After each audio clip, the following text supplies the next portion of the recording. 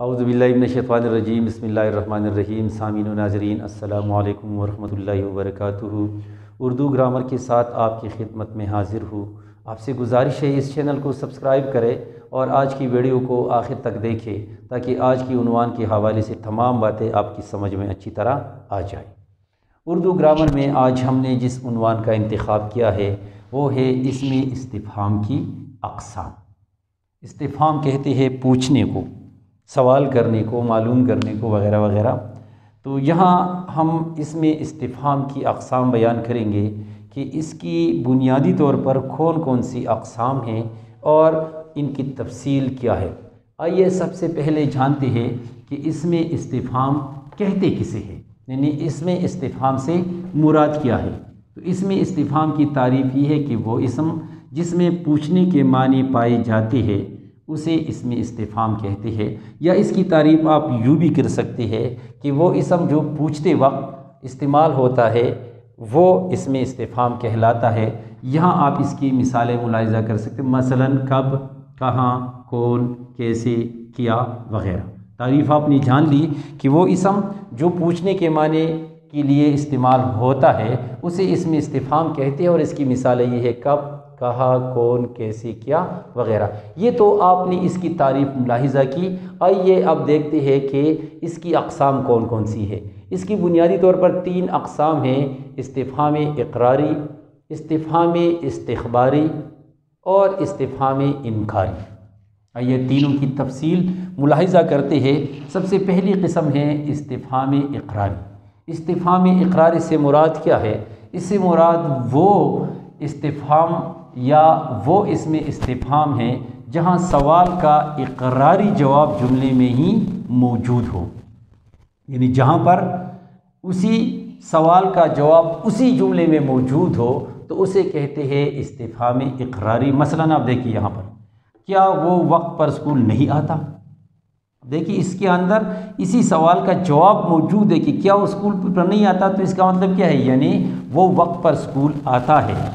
اسی طرح یہ جملہ آپ ملاحظہ کریں، کیوں تم نے اپنا کام پورا نہیں کیا؟ کیوں تم نے اپنا کام پورا نہیں کیا؟ اس کا مطلب ہے کہ تم نے اپنا کام پورا کیا ہے، تو اسی لیے یہاں پر یہ جملہ آیا ہوا ہے، اسے کہتے ہیں استفہام اقراری۔ جو دوسری قسم ہے وہ ہے استفہام استخباری۔ استخباری کا مطلب کیا ہے؟ جس میں خبر دینے کا مادہ موجود ہو، یعنی جس میں کسی خبر کے حوالے سے بات ہوتی ہے تو اسے استخباری کہتے ہیں۔ لہٰذا اس کی تعریف یوں ہوتی ہے کہ وہ استفہام جس میں کسی سے کسی خبر کے بارے میں سوال پوچھا جاتا ہے، یعنی اس قسم کے استفہام میں کسی سے کسی خبر کے بارے میں سوال پوچھا جاتا ہے، یا نامعلوم چیز کے بارے میں، نامعلوم خبر کے بارے میں جو استفہام استعمال ہوتا ہے اسے کہتے ہیں اسم استفہام استخباری۔ مثلا تمہارے ہاتھ میں کیا ہے؟ کیا آپ دیکھیں تمہارے ہاتھ میں کیا ہے، اب یہ نامعلوم چیز ہے کہ ہاتھ میں کیا ہے، تو اس کے بارے میں یہ پوچھا گیا ہے۔ اس طرح تم کہاں گئے تھے، یہ بھی نامعلوم ہے، تم کہاں گئے تھے، یا اس کا بھائی کب آیا، تو یہ بھی آپ دیکھیے کب، یہ بھی نامعلوم ہے۔ تو اسی طرح جس اسم استفہام میں کسی خبر کے حوالے سے بات ہوتی ہے یا کسی سے کسی خبر کے بارے میں پوچھا جاتا ہے تو ایسی حالت کو استفہام استخباری کہتے ہیں۔ اب ہم آتے ہیں اس کی تیسری قسم کی طرف، اور اس کی تیسری قسم ہے استفہام انکاری۔ استفہام انکاری سے کیا مراد ہے؟ استفہام انکاری سے مراد یہ ہے کہ جس میں کسی چیز یا فعل کے بارے میں انکار سوالیہ انداز میں کیا جائے، یعنی سوالیہ انداز میں کسی فعل یا چیز کے بارے میں جب انکار کیا جاتا ہے تو اسی استفہام کو کہتے ہیں استفہام انکاری۔ مثلا ہم نے کب تمہیں کہا تھا، یعنی ہم نے کب تمہیں کہا تھا، یعنی ہم نے تمہیں نہیں کہا تھا، اسے انکار ہے۔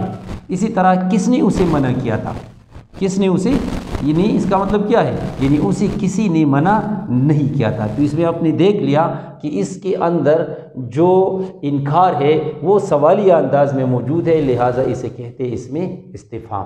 یہ اس میں استفہام انکاری ہے، اور یہ تمام اس کی قسم ہے۔ پوری تفصیل آپ نے ملاحظہ کی کہ اس میں استفہام کسے کہتے ہیں، اور اس میں استفہام کے کون کون سی قسمیں ہیں، اور ان تمام کی تفصیل کیا ہے۔ امید ہے کہ اس عنوان کے حوالے سے آپ نے کافی کچھ جانا ہوگا۔ آئندہ کسی نئی عنوان کے ساتھ پھر حاضر ہوں گے، تب تک کے لیے اجازت دیجیے۔ اللہ حافظ۔